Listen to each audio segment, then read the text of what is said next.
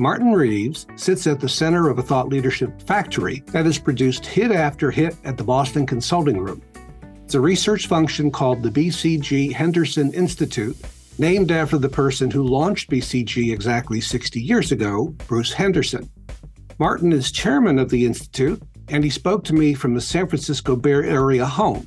In this, our 24th episode of Everything Thought Leadership, Martin and I talk about just how important thought leadership and the Henderson Institute has been to BCG, whose revenues have increased over the last 20 years from about $1 billion to nearly $12 billion. Martin also explains how his 75-person research center operates, where it reports in the firm, and how it has influenced the way BCG consulting practices operate. Okay, Martin, great to have you on our show. Pleasure. You've been with Boston Consulting Group since 1989, 34 years. You've seen the firm grow strongly with thought leadership at the center, going back to George Stalk and time-based competition, and even going back before that with Bruce Henderson and some of the concepts that he and his colleagues created in the 60s.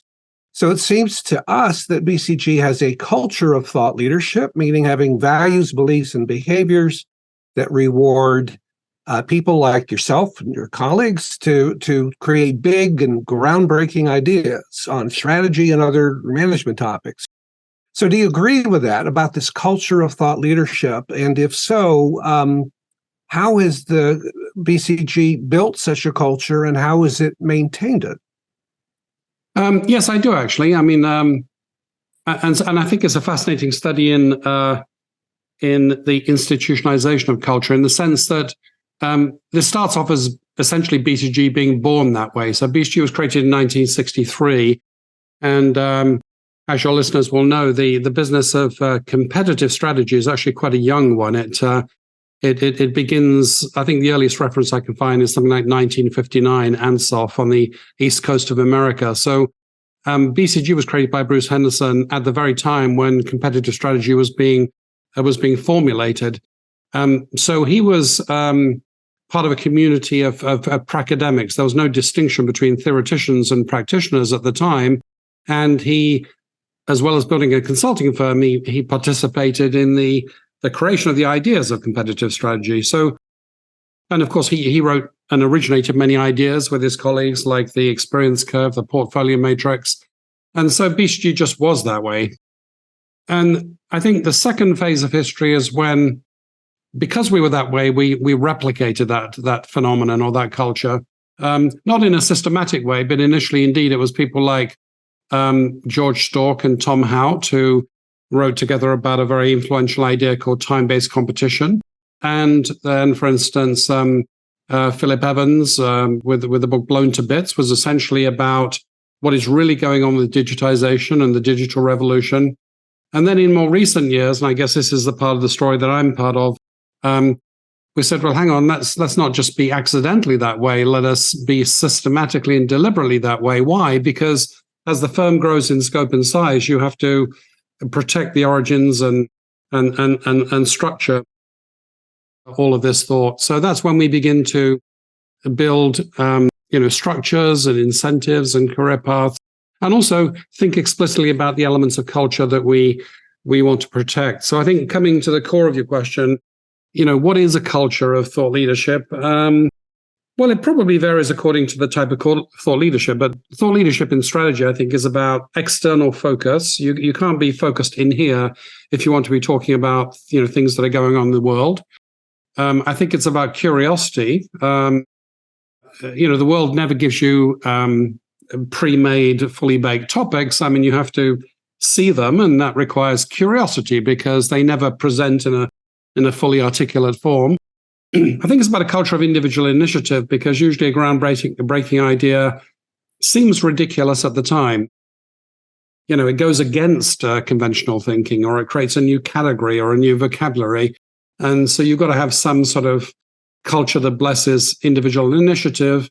And then, of course, celebrating a legacy can be about a form of rigidity, but it can also be a form of reminding yourself what you stand for. So I think, celebrating the legacy.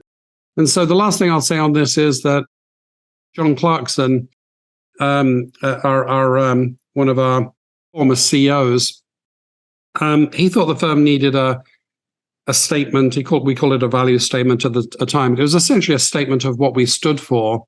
And that's gone through many iterations. But the original version, which I found this morning, I couldn't find it for forever, but I found it this morning, had two very important sections. One of them was on expanding the art of the possible, which essentially said we're not about practicing the possible or being useful. We're about that too, but we're about expanding the art of the possible. And so if I read that, the statement is, we start with the perspective that the goal is not simply to apply best practice, but to invent it. Each client is unique. There's seldom only one solution. We believe breakthrough ideas often result from teams seeking to creatively solve real client challenges. We seek to extend the art and science of management by generalizing from our experience. So there you go. That's an explicit statement about what we stand for. And then the other relevant section of this document, which was part of this sort of codification and institutionalization, was called the strategic perspective. And so that paragraph reads, we seek competitive advantage for our clients. Our approach is to consider the business as a whole, the competitive system and its dynamics. We identify market positions and capabilities that enable clients to deliver superior results in a sustainable manner. Objectivity is crucial. Valid data, rigorous analysis, external perspectives, root causes, and explicit logic serve as the foundations for objective decision-making. So that's what we said many years ago about what we stood for, and that, in a sense, defines the mental part of the culture of thought leadership. So do those positioning statements ever become important during a debate about such things as one camp says, well, should we really research this issue? It's too speculative. And another camp says, well, look at the positioning statement. Right? Remember what we're all about. Oh, yes, absolutely. All the time. I think about these things almost every day because essentially, I am in the business of thought leadership. My job is to lead the Henderson Institute and our thought leadership endeavors. And so I think about the question, what is interesting, what is relevant every day. And I often remind myself of rules of thumb or these statements to get my bearings, because it's very easy to lose your bearings.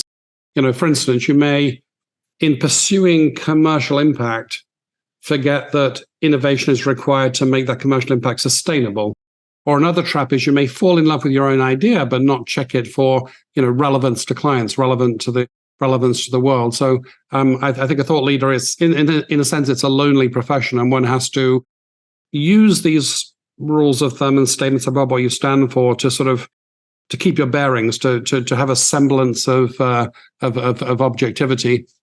Yeah, I also imagine it comes in handy when you go down a path and you say, well, here are our findings so far, and you look at what competitors have written and you say, well, we're not really saying anything much different. And so we got to either work harder or abandon this topic. For sure. So I think the shortcut, but it's just not a very good shortcut in thought leadership and indeed in strategy, is chasing trends. So, it may seem like a sensible thing to say, well, how's reality changing, and let us chase the trends we see in the world, because if we're chasing what's changing, that must be relevant.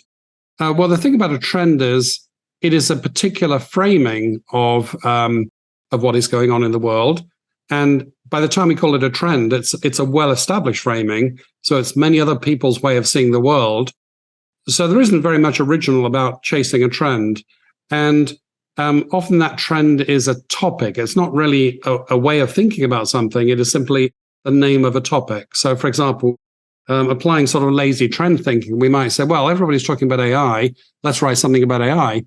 Well, if you're one of the hundreds of people writing about AI and you have no specific, unique perspective, I would imagine that you shouldn't bother, because you're not really going to add much to the stock of knowledge or the perspectives you're bringing for your clients. So I always think about not topics, but treatments.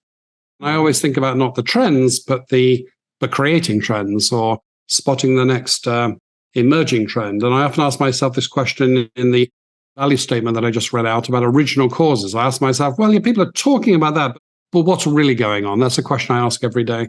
So questions actually are great part of the mental discipline of thought leadership. And I used to have two pinned to my computer for many years, which I used every day. And one of them, it was a sort of pair of complementary questions. One of them is, what is this an example of? Which is the sort of essentially what's going on here, or what's really going on here question.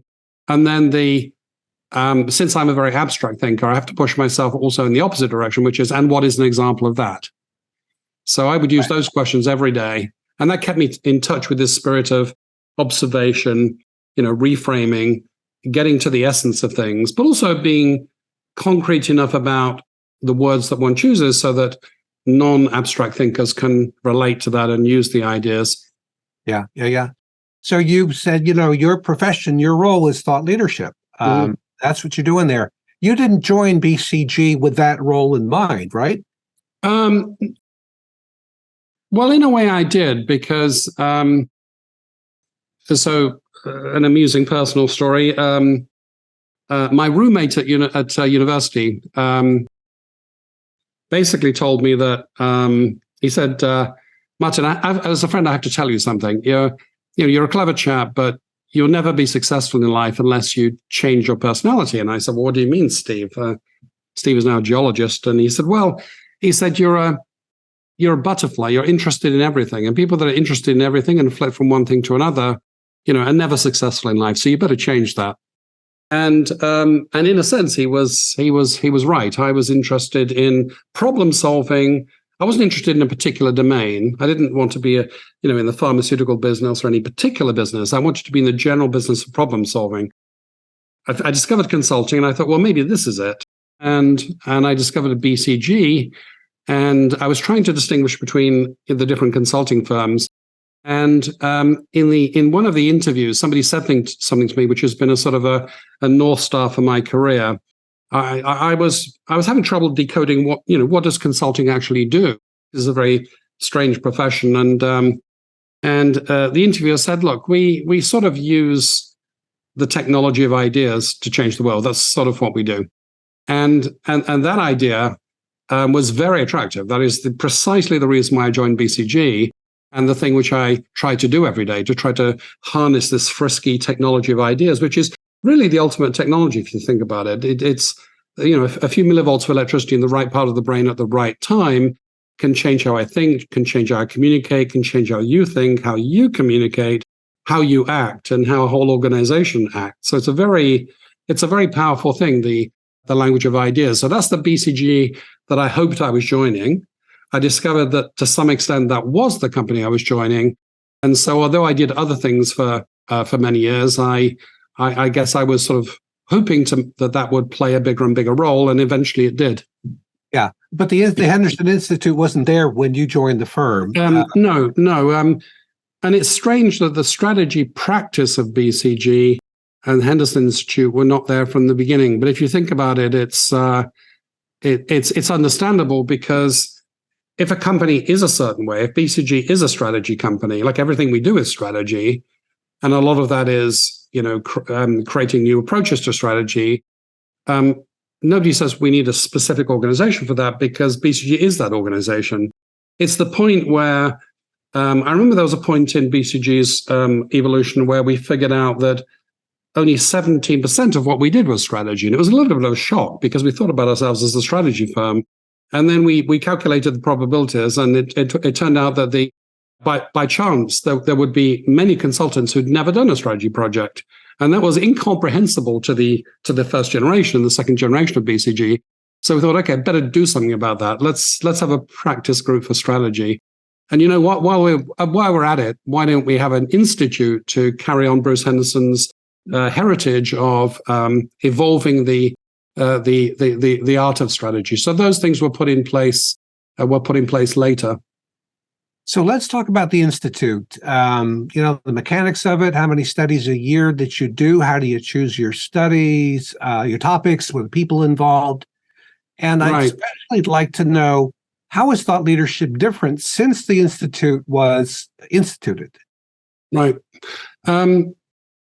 Well, firstly, the Institute was instituted as something else. It was the Strategy Institute, created by predecessors, Bolkov and Oettinger, a German partner, and then on the occasion of BCG's 50th anniversary, we created the Henderson Institute, and the idea was that we wanted to shape upstream research and ideas, not just on strategy, but on all elements of BCG's diverse offering.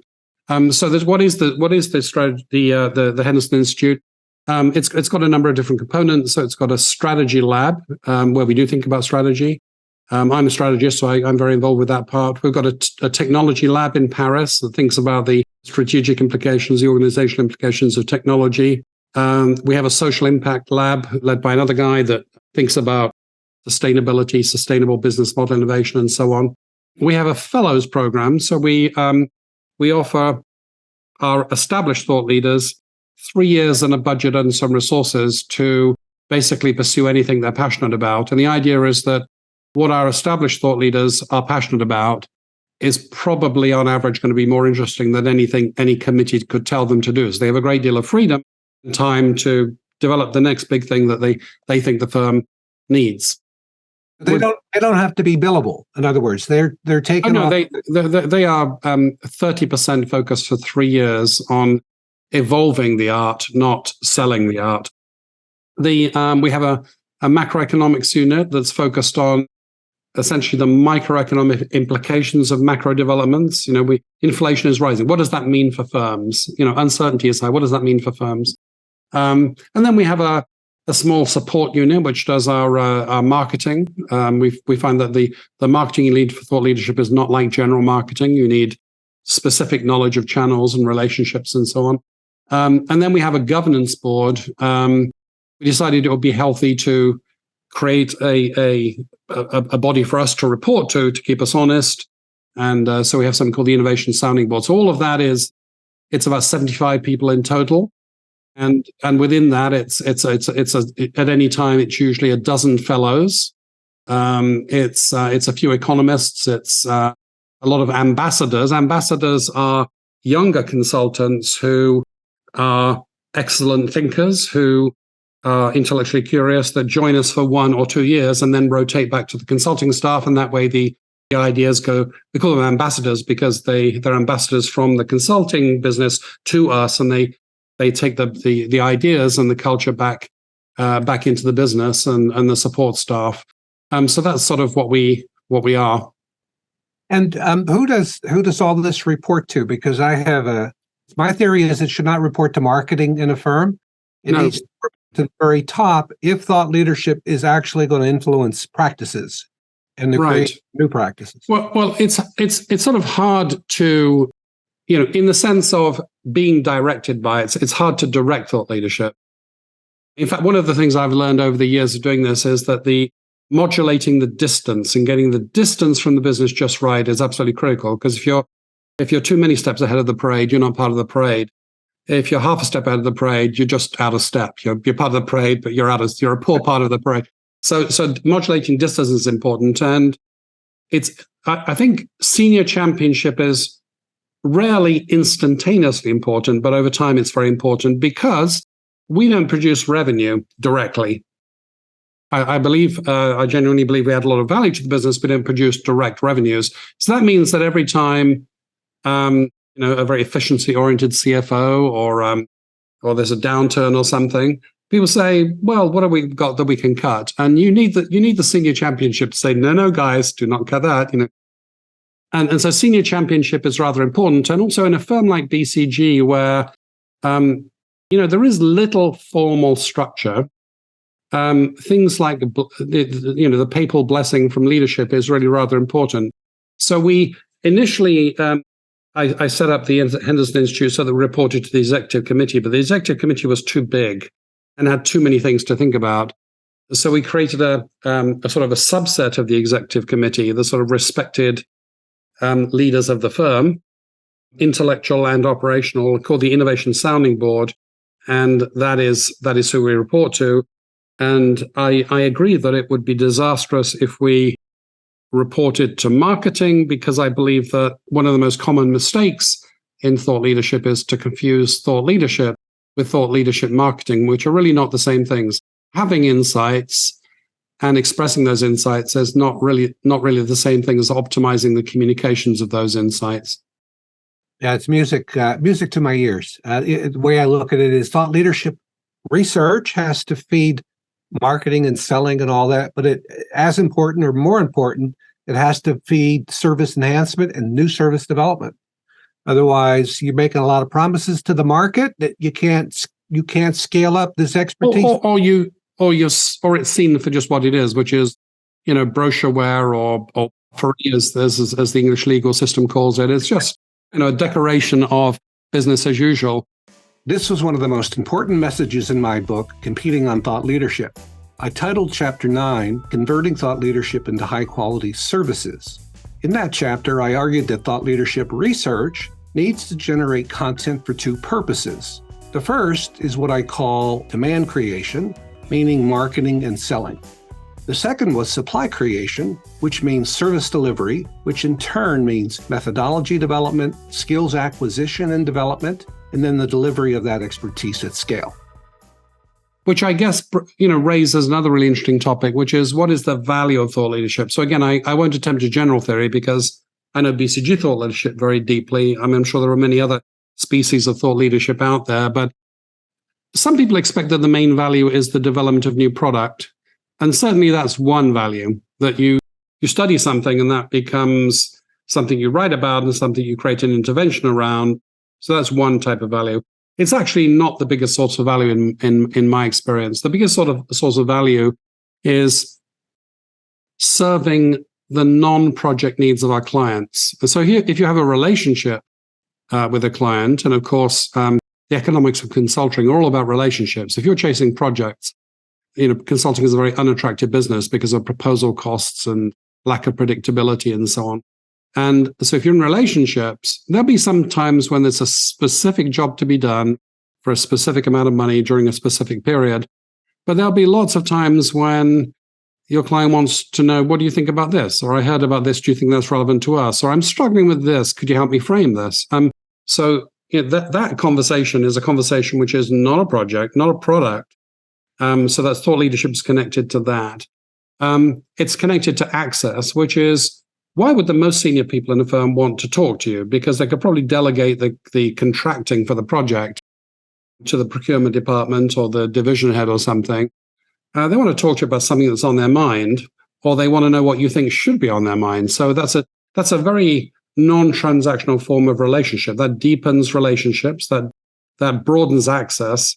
In 2012, Martin and two co-authors, Claire Love and Philip Tillmans, published an article in Harvard Business Review's print edition.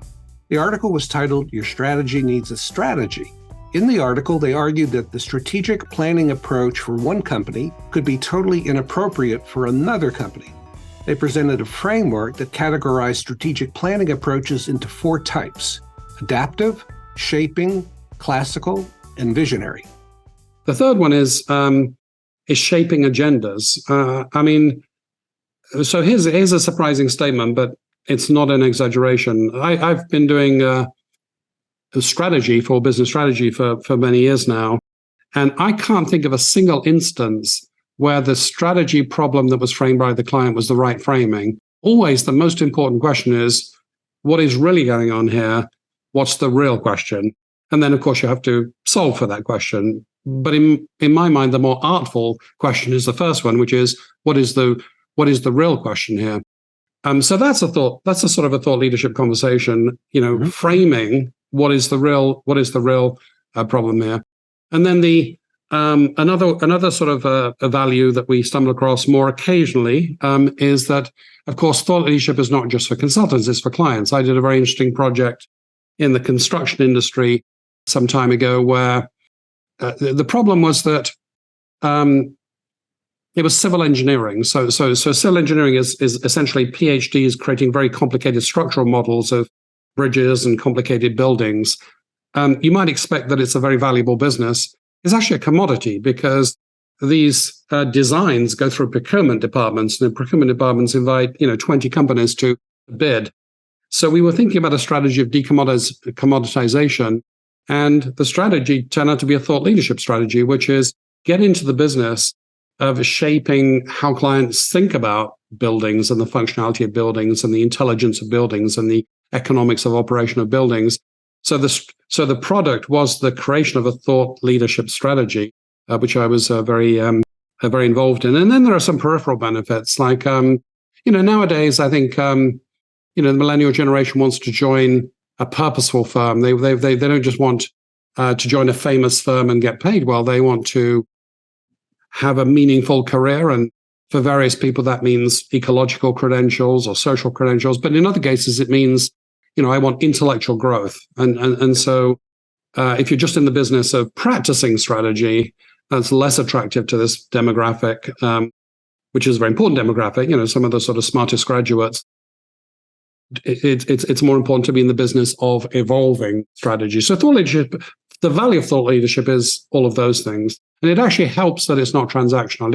It actually helps that you're not pitching conversations to clients. You're just having conversations with the clients.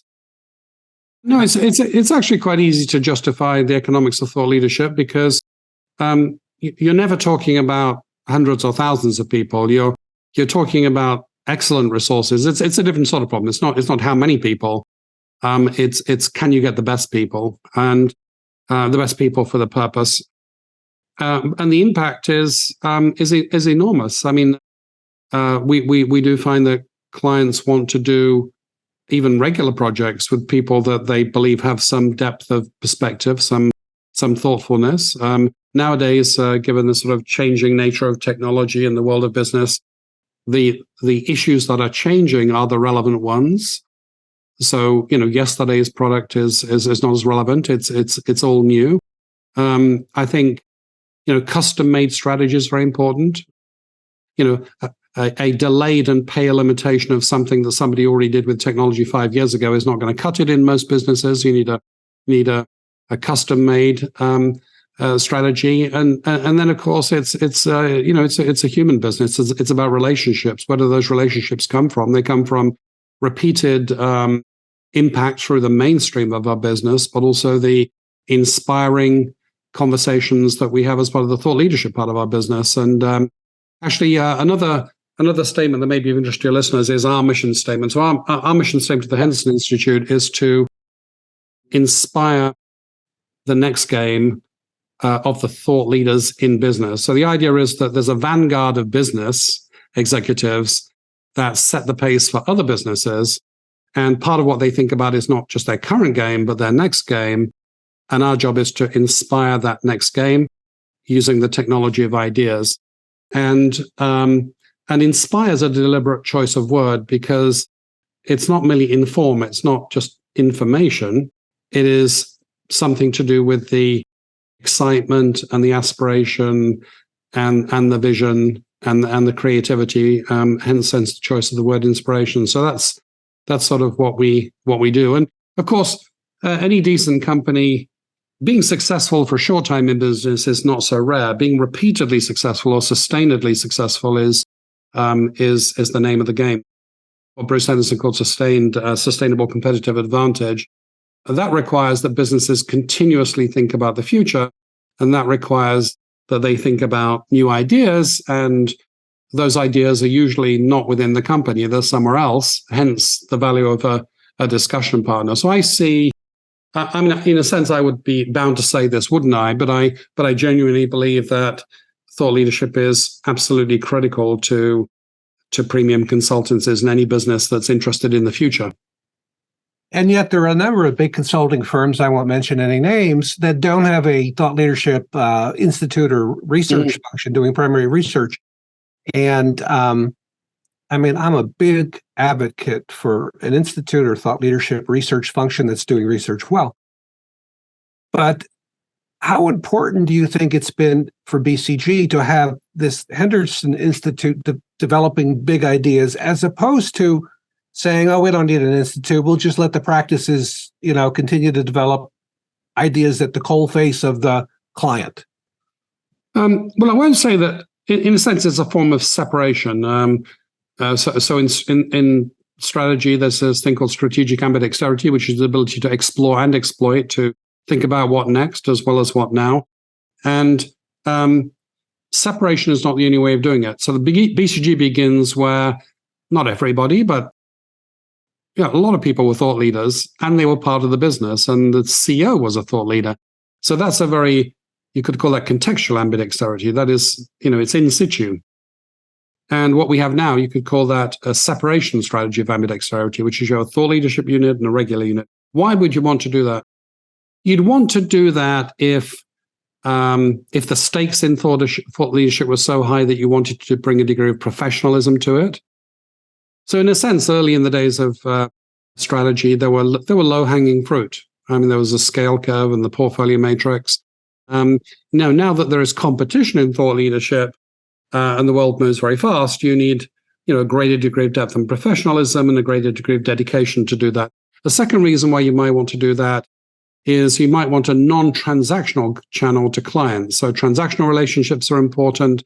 Non-transactional relationships are important, which is there is no cost to the conversation. There is no ulterior motive to the conversation. It's to help the client think through a problem. That's a second reason why you might want separation, that you've got a group of people that can have a credibly non-transactional conversation. And the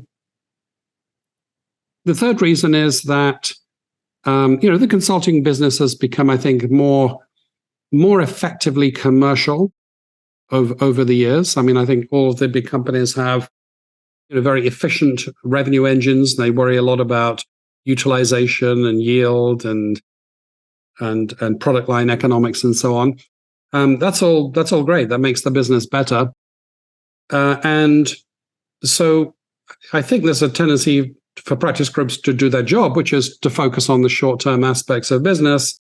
And so you need really, not everybody, but you need a group of people that stands back and says, well, that's really good business now, but where is that going? So I'll give you a very specific example. So, a lot of the revenues in consulting around change management, large-scale change management, that is a difficult thing to do, a valuable thing to do, a frequent thing to do in business. And I think all of the major firms have an offering there. And we had an offering too, and we did very well with that. But if you stand back and you look at that, you say, well, there's a lot of experiential basis to the things we do, but what is the evidence for what we do?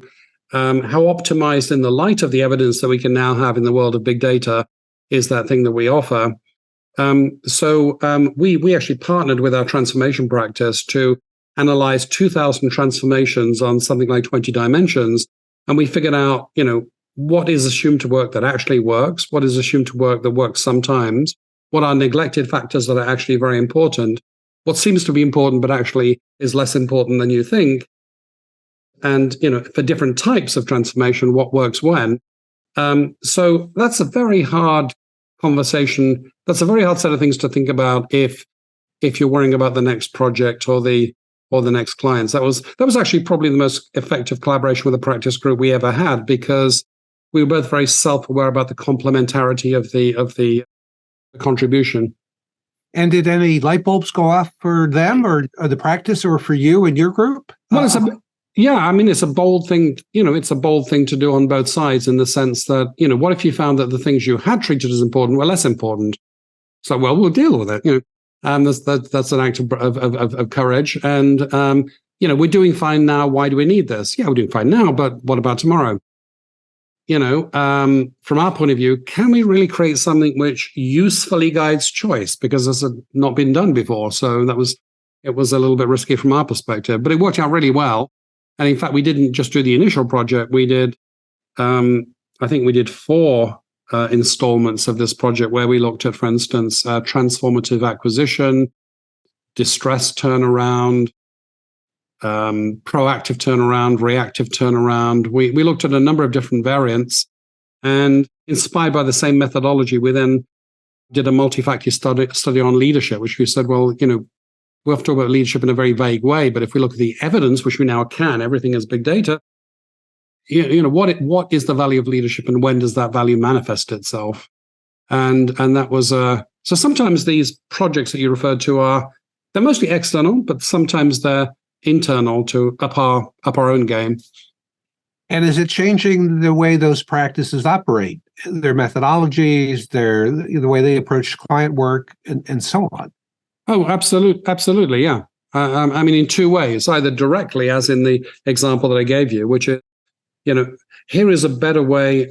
I mean, it's a totally different way of conducting a transformation project, of pitching a transformation project. It essentially says we have an evidence-based methodology, and here are the important factors, and that's what the project's going to be based on. That's a very different thing from saying, based on experience, we'll judge it as we go along. And then the indirect mechanism is, in some ways, consulting is necessarily a conservative business, because you're dealing with very concentrated, important relationships, and you don't want to place a lot of risk on those relationships. And so pitching to something BCG internally, BCG often be quite cautious about changing things too much. On the other hand, the saving virtue is that at the same time, I believe we, and probably many consulting firms, are very pragmatic. When we see that a client is interested in something, the client is right. So most of our thought leadership marketing is actually communicating these new ideas and constructs to clients, who will then come to us for a conversation if they're interested. And when the CCOs, that's the client coordinating officers, the people that are running the relationships in BCG, when they see that the clients are interested, they'll say, great, give me more of that. Or let's take that to this, to this other client too. That's actually the more common route, the outside in route. Yeah. Okay, so let's talk a little bit about the strategy lab that you. The website says you bring a diverse group of philosophers, data scientists, biologists, and engineers and others to work with you and your crew and the academics. What is your first question? What is your research process? Right. How do you get these people working together? So we've got a certain amount. Let me unpack that a little bit. So the problems that we deal with are new. I mean, we're concerned with the next challenge, not the current one. So, and often just to deal with these challenges, the business knowledge that we have, or the knowledge that the business establishment has, is not enough. So, for example, we've done a lot of work recently on ethics, and we've done work on social polarization. We're doing work on the long-term impacts of demographic changes globally. So you need political scientists, you need philosophers, you need ethicists to be able to get at these problems. So we have a certain amount of that diversity internally. We have some multi-year academic relationships with ecologists and philosophers and technologists and others. And so what is the research process of putting those things together? Well, I think the most important thing is that you have the right people at the table in the first place, because a specialist or an expert, not always, often is protective of their discipline, speaks a special language, as an implicit belief that it's their discipline which is the dominant and best way of looking at something. So that's not very helpful for a collaborative research process. So you need people that are self-confident. They're not too paranoid and competitive. They're curious. They may have a successful academic career, but they're quite interested in real-world applications too. They can communicate very well. They can communicate with people in other disciplines. Not too much ego. They can contribute to a solution, and the solution, philosophical ethics may not end up being the dominant framing. It may just be a contribution. So you bring these people together, and if they're outside the organization and they're from another discipline, I find that fewer for longer. Building multi-year relationships is the name of the game. I think it's very difficult to take an academic in a discipline where the bridge to business is not yet built and have it performing within 3 months. It's very, very hard. So I guess it's no accident that our relationships are many fewer than when I first started, but multi-year, sort of 7 or 10 year relationships. Now, in terms of the projects, I think we have different sizes of project. We do have some very fast projects. I'm quite keen on what I call perspective in a week. You have a week to write something, and it's totally possible. And actually, it cleans out the cobwebs when you when you do a sprint piece, it often ends up being better than the piece you spent 6 months on, because it's a single thought clearly elaborated, whereas the 6-month project often has bits of this and that added to it, and it's more complicated. Plus, it reminds us that essentially it's all about thoughts and the articulation of those thoughts. It's not complicated. It doesn't have to take years and years. We do meatier projects where we take a tricky problem. For instance, the intersection of politics and business. Everything in business now is politicized, and we've been doing a series of pieces on different aspects of where does politics fit into strategy, and why taking a stance or not, which is often how these things are framed, is actually the wrong framing. It's orthogonal to whether it's effective or not. You can get into trouble for taking a stance or not taking a stance. So that was harder to wrestle to the ground, and we knew it would be. So that was more like a 6 month exercise. Quite a lot of what we do nowadays, and very little of what we used to do, was very data intensive. So this evidence-based transformation project, that involved collecting a lot of data and analyzing a lot of data. And the collecting and the cleaning part is usually the hard part, because if it hasn't been done before, that's probably because the data is not in one place or isn't clean or something. So, data collection and cleaning. So that was more like a 6 month project. And then we have multi-year collaborations with, for instance, Professor Simon Levin, who's an evolutionary biologist at Princeton, who has a great skill, which is to bring mathematical rigor to soft problems, essentially, is stock in trade. We have, I think, like a 7 or 8 year relationship with him, where we put various problems through that process, but they're all sort of essentially problems of nested complex adaptive systems. So it's one big project, really. It's one big never-ending project. So we have all of those types of project. Then we have the 3-year version of that, which is the fellowship. So part of my role is mentoring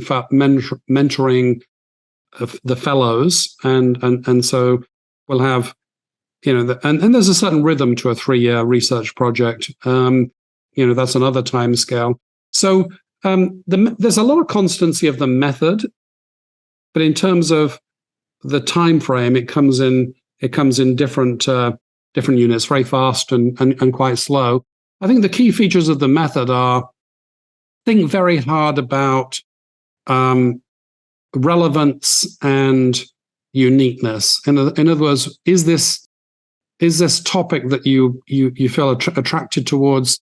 Is it relevant? Is this something the CEOs are worrying about, or you just think they're worrying about? So you need to go out and do external research or do a radar scan to sort of make sure you know about that. And then it's your right to say something, which is, okay, there are 20 people working on that. Why do we think we can break through the clutter? Where it's more about the treatment than the topic. We worry about that. And then we usually have a first step. The first step is really important, which is, well, can we sell this to Harvard Business Review? Is anyone actually interested? Did we get a good reaction to the first paper? And then, and sometimes the answer is no. It was a wrong framing. Start again. And sometimes, we'll say, yeah, more. We'll do a second paper and a third paper, and we'll pick off different angles. And so a little trick which I like to deploy is to write the umbrella piece. Basically, lays out why is the topic important, what is our perspective on the topic, and lays out the different aspects of the topic. And then it naturally sets up your agenda and the expectations that you can do another slice of the topic and then another slice of the topic. Why is that important? Because it's important to have a plan which cuts across paper. Writing a paper is not a valid project plan. I think you've got to have a multi-paper approach to this thing. It has to be an arc, and also you want to learn along the way, so you want it to be divided into pieces. And also I find that clients' attention is very precious, so you never get all of the understanding and empathy and sympathy and engagement that you hoped for in one shot. You get it through a sort of a drip feed process. You get it through repeatedly addressing and going deeper and deeper on a topic once you've built credibility and reputation on the topic. So, it doesn't always work out, but where you can anticipate a a multi-year agenda and write this umbrella piece and then unpack it over a period of a couple of years has been some of the most powerful work we've done. Yeah. Let's move to the question about your the 2021 HBR print edition article that you co-authored, The Power of the Anomaly. I love that article because I thought you guys put your finger on something that I've seen to be important in creating thought-leading big ideas, right. Identifying nascent and unlabeled trends, and do you think, and to me, two of the biggest examples of this beyond BCG concepts are business reengineering, which was a concept that I'm pretty familiar with because I was at the firm that worked with Michael Hammer, developed that concept, and of course, disruptive innovation, Christensen, and Innosight and all that.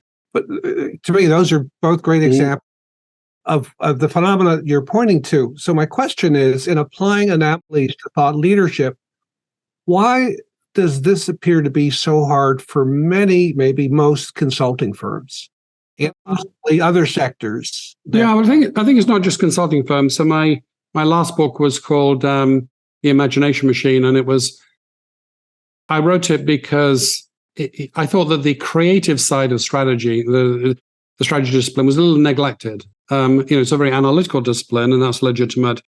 But the ideas have to come from somewhere. There has to be some intuition, some excitement, some sociological spread of ideas. So this creative and social aspect to ideas I thought was neglected. So I wrote The Imagination Machine. So I actually went and studied for a couple of years, where do big ideas come from?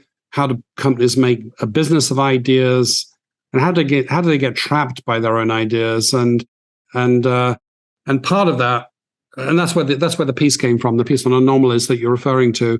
And I guess my conclusion was that it actually took me back to something. I often think that I've outdone the master, Bruce Henderson, the master strategist, and I usually discover actually I hadn't. So I sort of thought I'd discovered something really important by getting trapped by ideas, and then I found that Henderson before late 1960s had said that successful companies more often than not become prisoners of the assumptions that underpin their formerly successful business model. And I thought, damn, the master already said it. But I did go deeper on that phenomenon, and so what I found was that all successful businesses are based on an active imagination. Just to have the right to exist and to be successful, you have to imagine. What does imagine mean? It means to conceive of something that isn't the case that could be made to be the case. That's what a business does. It takes something that isn't in the world and makes it a reality. In fact, makes it so pervasive that we've stopped noticing the reality. I mean, we don't notice our iPhones anymore. Everybody has an iPhone. It's like water. It's universal.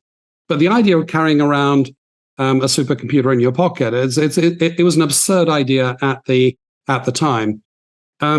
So entrepreneurs do that. That's where companies come from. But what I found was that it's very hard to escape the mental prison of your current product or business model because it's the basis for your success. You don't want to meddle with success. There may be no reason in the commercial results of the firm to mess with the success until there is, by which time it's too late. But we're fine. Why do we need to mess with that? Is a sort of a well-established sentiment. Plus, a business. I think many entrepreneurs or leaders would say, look, the role of an entrepreneur is to find something, and the role of an established company CEO is to perfect that thing, to roll it out, to make it more efficient, not to reconceive it. So our muscles for reconceiving things are often, poorly developed. What's the antidote to that? Well, the antidote, I think, is to practice reframing, to realize, as I put it in the book, that a mental model is not a fact, it's a choice. It often looks like a fact. If I say I have a 2% share of the pharmaceutical industry, it sounds like an objective fact. But, my mental model of what the pharmaceutical industry is, what the boundaries of that, how I measure market share, I mean, that's all assumption. That's just one way of looking at things. A mental model is a choice. So we can actually look for alternative mental models. We can carry out thought experiments for alternative mental models without risking anything. Thinking doesn't cost anything. It's not risky. We can have multiple mental models. Where is the clue to which mental models, because we don't just simply dream up things in a vacuum. It's anomalies. For any trend or reality we think we perceive, there's always a piece of data that doesn't fit. And if you think like an accountant, then you may only look at the average. If you think like a novelist, you're interested in the particular details. Okay, customers like it this way. Well, this customer doesn't like it that way. You can either say, well, that's irrelevant. That's just one customer. Or you can say, well, maybe we want to serve that customer too. Or maybe that's an underserved segment. Or maybe that's a precedent for the way in which customer sentiment is changing. And you can focus on the anomaly. And when you focus on the anomaly, the anomaly itself doesn't usually tell you how to think about the anomaly. You can think about different framings that help you to understand that consumer's reality.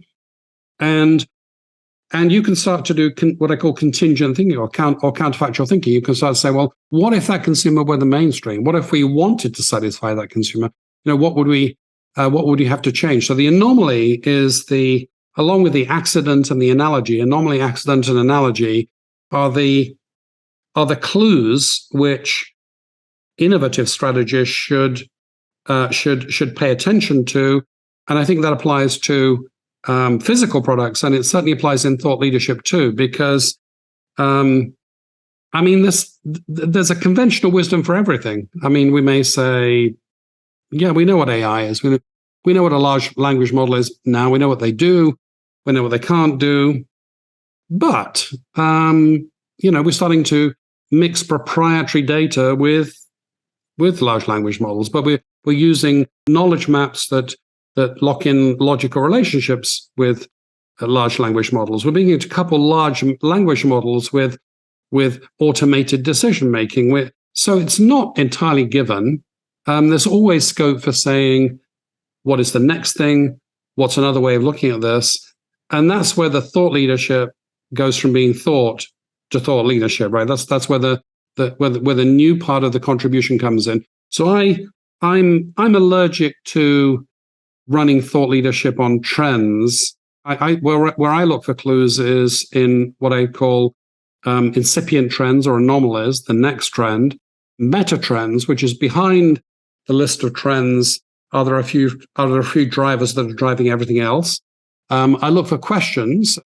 Often clients can't tell you exactly what they need, but there's a lot of clues as to what they might be searching for, the problem they might be trying to solve in their questions. I look for phenomena.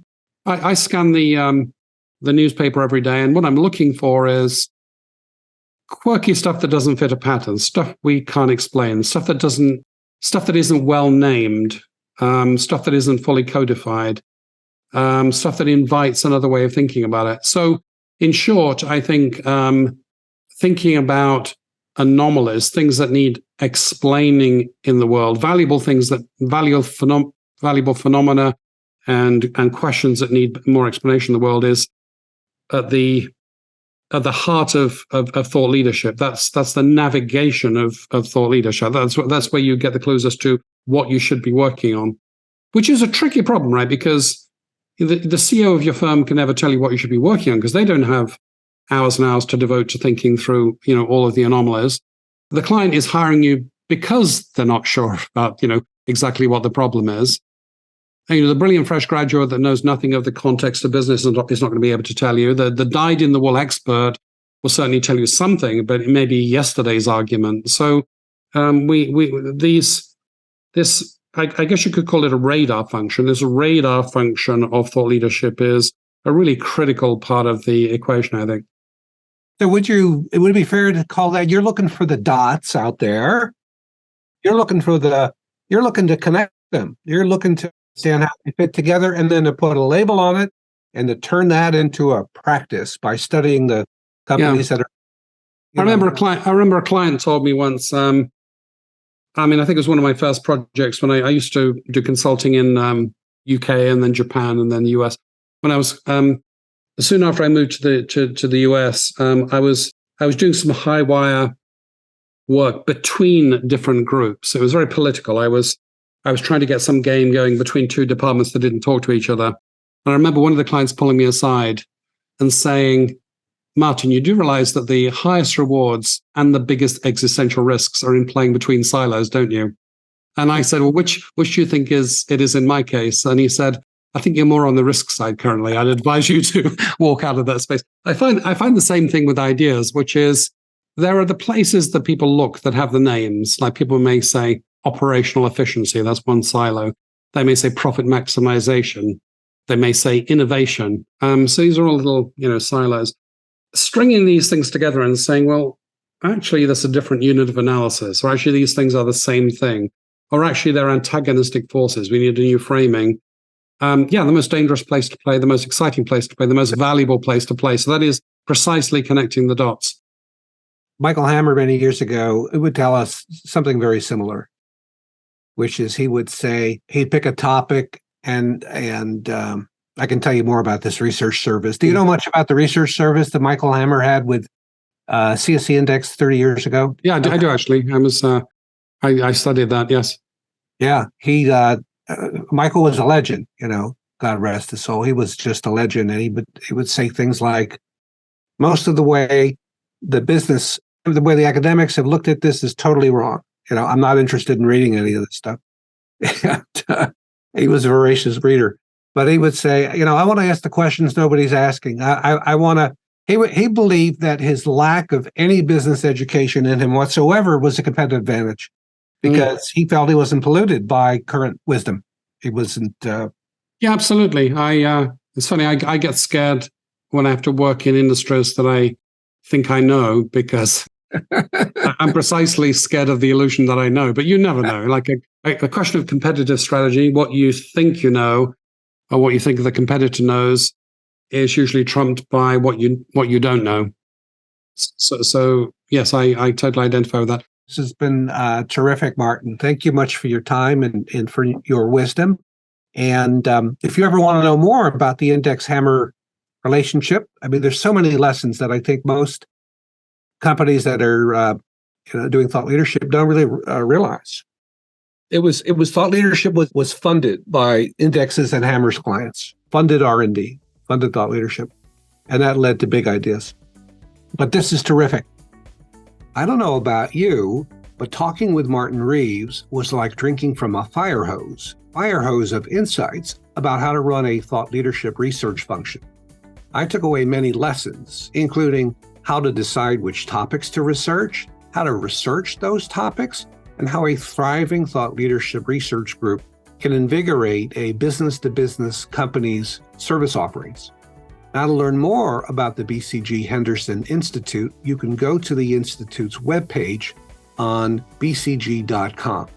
Now, to learn more about Martin Reeves, you can go to his LinkedIn, follow him, and read the multiple posts he runs each month.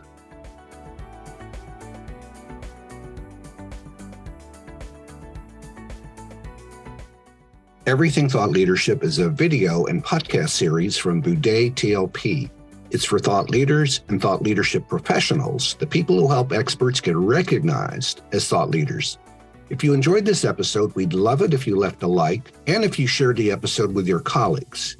You can find out more about Buday Thought Leadership Partners at budaytlp.com.